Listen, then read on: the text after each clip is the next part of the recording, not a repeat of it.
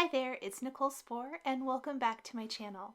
Today I'm sharing 3 layered stencil cards using brand new December 2020 release products from Pinkfresh Studio. We're going to be using the Daisy Wreath, the Hanging Garden, and the Diamond Plaid, or Diagonal. No, Diamond Plaid, sorry, for these really beautiful floral themed cards. I absolutely love that all is needed is a little ink and some stencils and some die cutting if you want to create really gorgeous cards. We're going to do a couple of layered cards and then one card that is all one layer, and I'm going to share how I added some dimension and texture to that design. We're going to start with the Daisy Wreath stencils and die. What's great is the stencils do have numbers up at the top. However, always feel free to do whatever order you like. That's going to be kind of one of the points I'm going to make when I get to the Diamond Plaid, as I really like it the opposite way than the numbers suggest, but it's definitely up to you. I did start with stencil 1 for the Daisy Wreath using Pinkfresh Studio Mint ink to do my first layer. Then we're going to switch to our next layer and use the Meadow ink. So this is stencil. I actually think I used these out of order as well. I'm going to just check real fast so that I make sure I'm telling you correctly.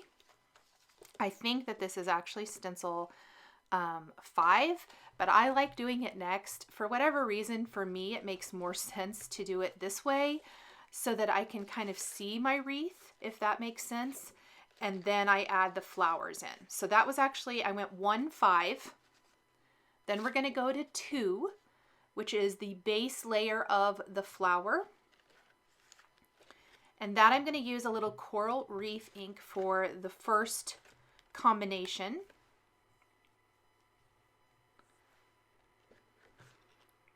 Then we'll use stencil 3 and finish with 4. So I did mine just a little out of order on this one as well. Definitely do it however it feels comfortable to you. One of the great things about the stencils is there is a little notch in the 4 corners that show you where a 4 1/4 by 5.5 inch panel, so an A2 sized panel, will fit. So it's easy to line them up if you're using that size of cardstock, which I did because I really wanted you to see that it's very easy to line up that way. I didn't use any tape to hold things down or anything like that, but you could do that. You could use pixie spray on the back of your stencils if you don't want them to shift.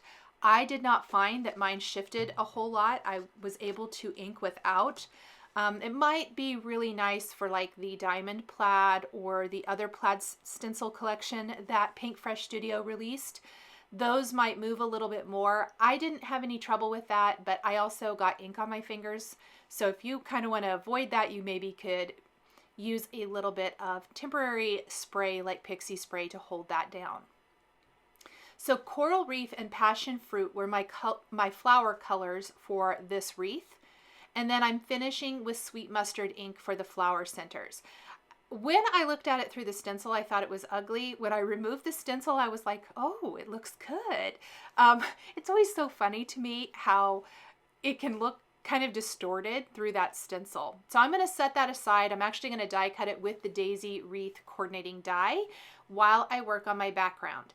Now, the Diamond Plaid stencils also going to be A2 sized. I am going to trim them down because I probably didn't trim my cardstock exactly. I used my paper trimmer. You know, there's a small margin of error there. So I think I have a little white strip on one side of this. And so I ended up trimming mine down anyway so that I'd have a nice white border all the way around the perimeter of the card that ties into the white border that's going to be around my Daisy Wreath. I am starting with Ocean Breeze ink as my base color.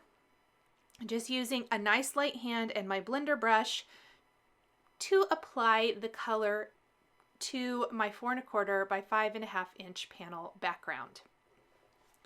This set and the Plaid set are fantastic for creating your own plaid backgrounds in any color you want. In fact, over on the right side of the screen, I did do another background off camera using Misty Coast and Rocky Slope Pinkfresh Studio Gray inks.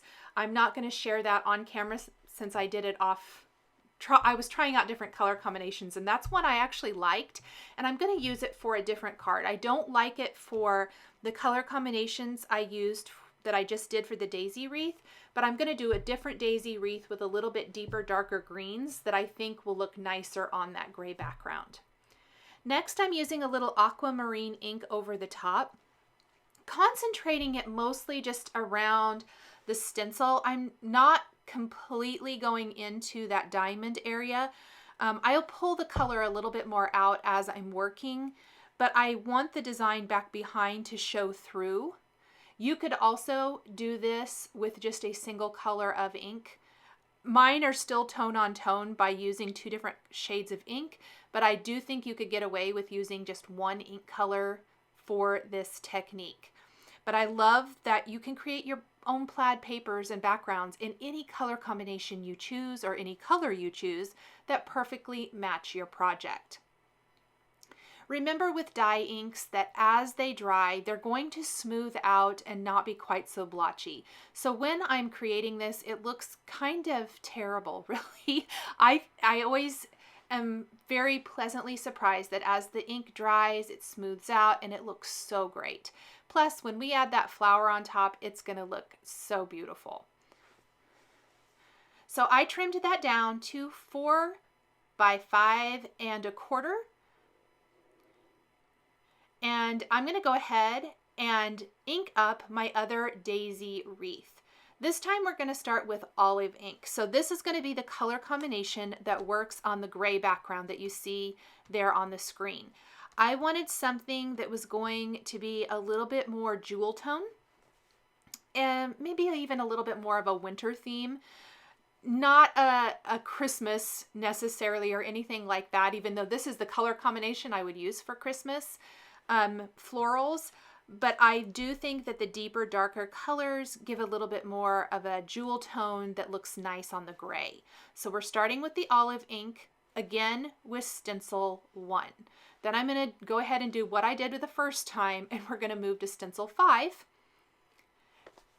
And we're going to ink up the actual wreath with evergreen ink. This is going to be a much deeper, darker color. I really love this evergreen ink for holiday. I've used it quite a bit this season, but it also looks really nice if you're wanting a little deeper, darker greenery for florals. Then we're going to go back to stencil 2. And remember, stencil 2 is the base flowers. Now I'm going to use the darker color from my first floral combination, so passion fruit, as my base color. So that was my kind of accent color for the first floral. It's going to be my base color for this one, and then candy apple is going to be my accent color that for like the flower centers and all of the great little shading and detailing. And I like how you get a completely different color combination, even though we're using one of the same inks. Oh, I just love that. I think it's so pretty. Now we're using stencil 3. Again, lining it up with those little notches in the corner. I started with a 4 1/4 by 5 1/2 inch panel, which makes it easy for lining up. And candy apple is going to be a nice, deep, dark candy red, really. And look how pretty. And then we'll finish with sweet mustard in the center, and this is stencil 4. So I went 1, 5, 2, 3, 4. Then we're going to die cut this one with the coordinating daisy wreath die as well. And that's going to go on the gray background. I'm going to set those aside for a second, and I want to talk about cleaning my stencils really quick, because this came into play when I did the plaid background. I'd actually tried a red color first, and I thought I cleaned it because I just used some regular spray cleaner, and it didn't come completely clean. In fact, there was still a little red. You can see it better with the red. I'm going to hold it up here. So I cleaned it with stamp cleaner, but there is still red on there, and your ink blending brush is going to pick that up. What I found works really great is some Ultra Clean cleaner. I just kind of take the felt applicator on that and run it over my stencil and then wipe it away with a microfiber cloth. Wipe my glass work surface, wipe the front and the back really well, and it instantly removes the ink. This is especially great if you let your ink sit for a little bit. These are dye inks. They're not water-based inks, so they tend to maybe stain. Sometimes not so much. Certain colors, not so much. You're able to clean, if you clean them right away, they might not stick as much either, but I really suggest some Ultra Clean cleaner like this. This is from Simon Says Stamp, what I'm using here, but there's several different brands out there. It really cleans up your stencils nice, and you don't have to worry about maybe accidental transfer of ink. Here's that red. Red is so problematic. So I kind of cleaned them all here on camera for you just to show my process for cleaning my stencils. I do try to clean mine right away, but there are always those times where I forget. It just happens. You may not think even this blue stencil has that much ink on it, but when I applied the Ultra Clean cleaner, you could see it instantly start moving. So definitely make sure you have them clean before you try to use a different color with those stencils. Otherwise, you might have some transfer of color. And then I just like to buff them really good and dry. I use microfiber cloths. Next, we have the hanging garden stencils. This is so pretty. Now, I will admit, I did this off camera a couple of times one evening, and I got frustrated, and I actually just went to bed and woke up the next morning and had a better idea. There's nothing wrong with it. I just didn't like the color combinations I picked. I was probably tired. So I got up the next morning, and I actually used all the same green colors. So we're using Fresh Pear ink first as our base for these leaves. We have two more leaves images, and I ought to grab those so I can tell you the order I use these. I think I used these in the right order, but I want to make sure. So I used one. Then we're going to move to Fresh Pear, and that is Stencil 2. I believe I did use these in the right order. So Mint is going to be our next ink color. Fresh Pear and then Mint. And these are not actually layering, these two leaves. They do layer a bit, but they're not made to layer together. It's so that there's lots and lots of greenery. So you're going to see that I'm using 3 different shades of greenery to make this really nice and full. The last greenery is actually the last step, Stencil 5. So Stencil 3 is going to be the 4 bigger flowers in this. And I think what I didn't like that I had done the evening before is I did them all one color, which is totally fine and totally pretty. I just don't think I used the right colors.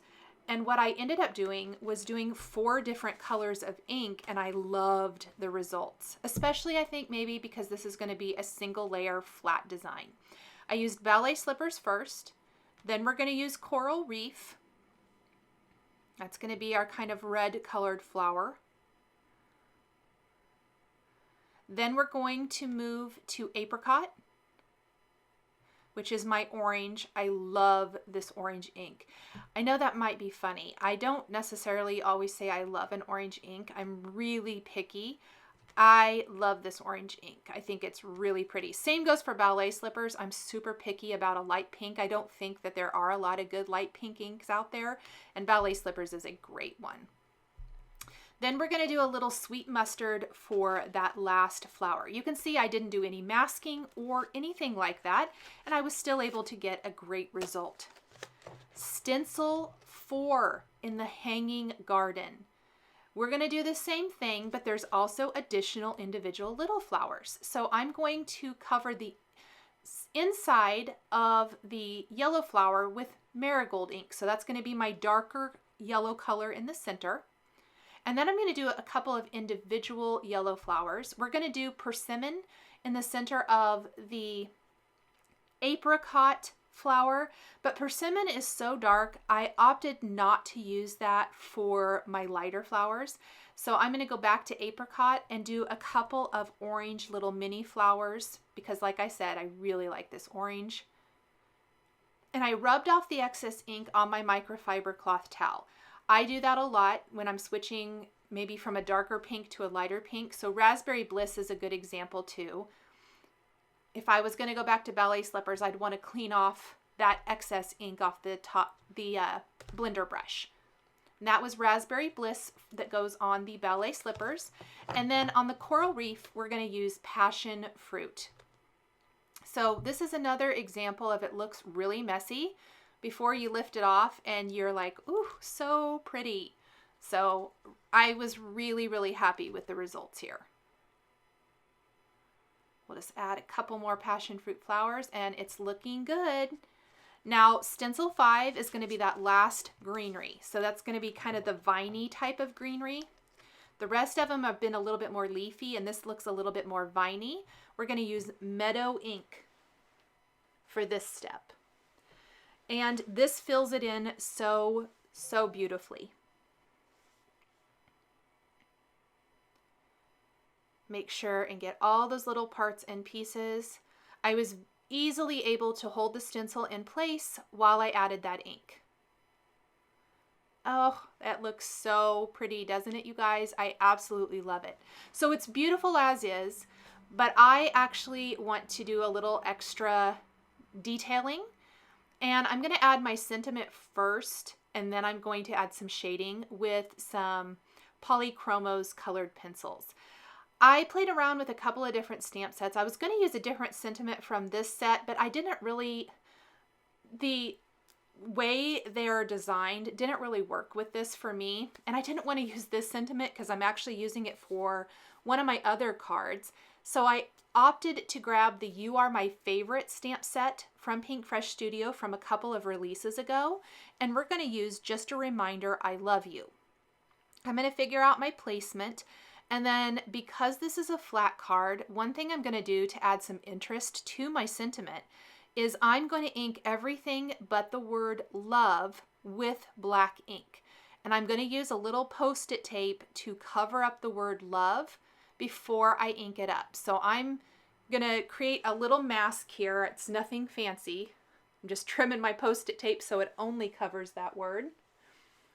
And then I will stamp or ink it, pardon me, with VersaFine Onyx black ink, remove those masks, and stamp my sentiment. We want to clean the stamp really well, and then stamp the word love in a red color, and I'm going to use passion fruit. That was the darker red color that I used in the florals here. So just a color from the design and something that'll pop. I didn't want it to be in a shade of green. I wanted it to really be one of the bolder colors, and red's usually my go-to, or this is kind of a pinky red, passion fruit. And then we're going to mask everything but the word love with Post-it tape, ink up the word with passion fruit ink, remove our mask, and just hold on to it in case we need to stamp it again. It looks good. And there is our sentiment. So instantly our sentiment has added a little bit of interest to the design. It's not just a flat black stamped sentiment. That would be fine. I just always love highlighting a word in my sentiment like this because I think it's so pretty. Another idea would be to stamp just each line of text in a different color. I love that effect as well. Now I'm taking some Polychromos colored pencils. I am going to speed this up a bit. I am doing very, very simple shading, and I know that it's a little far away here. I started shading and then I realized I should zoom in so you can see the detail a little bit more, and I am astounded at what a difference a little bit of colored pencil detail adds. If you don't do colored pencils, Copics are also a fantastic way to add shading. I have done that before over colorful ink, and it just gives you a whole different look, a little less flat. So now that I've zoomed in, you can see that detail just a little bit more. I am being pretty conscious of one color at a time. So I did all the lightest mint colored leaves first, worked my way from one side to another. Then we'll do another shade of leaves, the other shade of leaves, and finally finish with the flowers. Very minimal, very easy and doable shading. I did not do anything crazy, although if going and doing some really exceptional detailed shading is your jam, go for it. I think that would be fun too. As I was doing this, I thought that would be such a fun thing to do. So I definitely want to try that soon, because I think that would be really fun, especially with these stenciled florals, because it's generally just kind of a single layer. I could see that really adding so much texture to the designs. So kind of going through and doing our last shade of green leaves before we move on to those flowers. The leaves are definitely the most time-consuming part because there's so many of them, but it really didn't take that much time. I was very shocked and happily surprised at how little time it took to do the shading for this. Let's grab some colors now for the flowers. We're just going to use 4 shades. You could use more if you want more depth and dimension. Just adding in, and the flower petals for the large flowers, I think, is where you see it the most. Makes a big, big difference. I did the red ones first. Then we'll do a little orange.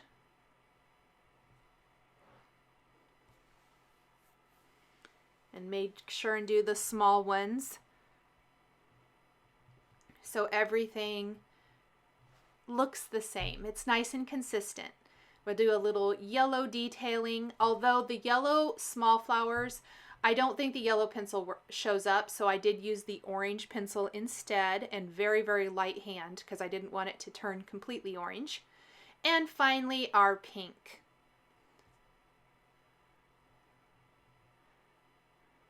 Some finishing details for this panel then is going to be a little red clay heart underneath the I love you sentiment. And then we're going to use some ivory jewels to adorn the center of the flowers. And those little embellishments just add such a fun touch to the finished design. Between the colored pencil, jewels in the flower centers, and a little clay heart with the two-tone sentiment, this card, even though it is a 1 layer and it's going to be super easy to mail, is still so pretty and has lots of detail and is very fun to look at. That is always something that I shoot for with a 1-layer card, is adding some of those details that make it interesting still. So we still have to finish our daisy wreaths. And I have my plaid backgrounds, I have our wreath, but we need sentiments. I'm going to stamp sentiments from the You Can Change the World stamp set, 2 different ones on vellum. I'm going to use I Am Here For You and Everything Will Be All Right, kind of encouragement type of cards. Stamp those with a clear embossing ink on vellum and heat emboss with white embossing powder. White is always my go-to favorite. I'm doing this because I don't think the sentiments are going to show up really great on the inked backgrounds. If I had just used the daisy wreath without the coordinating die, you could stamp something in the middle and it would show up great. But when I want to add a sentiment over a pattern paper, which essentially our plaid stenciled background is, vellum is my go-to, and you're going to see the magic that happens. So happy accident. The diagonal stitched circles from last month's, the November Pinkfresh Studio release, the smallest circle actually fits right behind our daisy wreath circle. So if you're looking for something that works there, it fits perfectly, no trimming or anything. So I die cut each of the sentiments into a circle, and I'm going to attach them back behind my daisy wreath. We're just going to put a little adhesive in a couple of places and then center it over our vellum circle. And then we're going to back the whole thing with foam adhesive. So see how it fits perfect? Literally, it was the best happy accident ever. I was so thrilled. And then I'm going to just kind of frame it all up with foam adhesive squares so we can pop this up over our plaid background. Vellum and foam adhesive are my two best tips for when you have a busy background that might take away from your focal point. Look how pretty the end results are, you guys. I hope you've enjoyed this video showcasing layered stencil ideas using brand new products from the Pinkfresh Studio December 2020 release. The supplies I used to create my cards are listed and linked below the video here on YouTube. Here is another video featuring Pinkfresh Studio products that you might be interested in. If you enjoyed this video, please give it a thumbs up and be sure to subscribe to my channel and hit that notification bell to never miss a new card making video. Thank you so much for joining me today, and we'll see you next time.